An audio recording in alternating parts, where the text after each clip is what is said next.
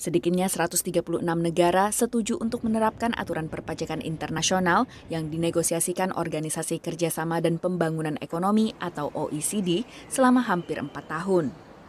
Aturan perpajakan ini meliputi pajak minimum perusahaan sebesar 15% bagi perusahaan berpendapatan lebih dari 870 juta dolar dan distribusi pembayaran pajak perusahaan multinasional di wilayah operasi bukan hanya di negara tempat markas perusahaan saja.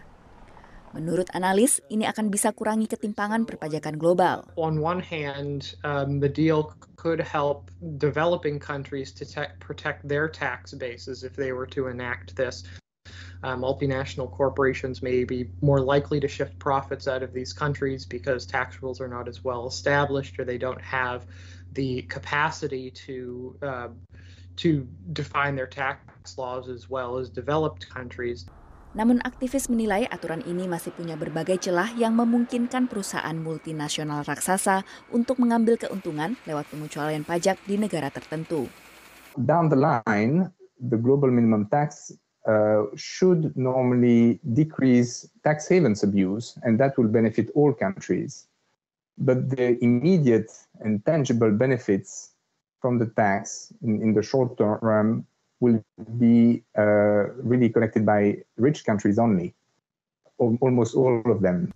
Pemerintah AS di bawah Joe Biden mendukung aturan pajak minimum global ini, namun untuk disahkan masih butuh persetujuan Kongres. Menurut estimasi OECD, aturan ini akan menghasilkan tambahan pemasukan sebesar 150 miliar dolar dari pajak global tiap tahunnya. Meski demikian, diperkirakan aturan ini paling awal baru akan bisa diimplementasikan pada tahun 2023. Sejumlah negara yang setuju, termasuk Tiongkok dan Irlandia, masih berupaya melindungi insentif pajak yang mereka terapkan saat ini. Indonesia termasuk salah satu negara yang mendukung aturan pajak minimum global. Dalam wawancara eksklusif dengan VOA, Menteri Keuangan Indonesia Sri Mulyani Indrawati mengatakan Indonesia telah mempersiapkan diri untuk bersaing dalam investasi global. Ya, Indonesia harus siap. Bagaimana menyiapkan? Ya karena dengan berbagai improvement atau perbaikan yang dilakukan, baik dari sisi policy, kebijakan, regulasi yang dipermudah dan disimplify, kemudian juga birokrasi kita diperbaiki, plus infrastruktur yang diperbaiki juga. Jadi yang dilakukan pemerintah itu ya sebetulnya yang selama ini untuk memperbaiki tadi level playing field kita sehingga kita menjadi lebih atraktif. Serta mengambil posisi kunci untuk implementasi aturan ini. Memang ini kan masih merupakan suatu agreement awal.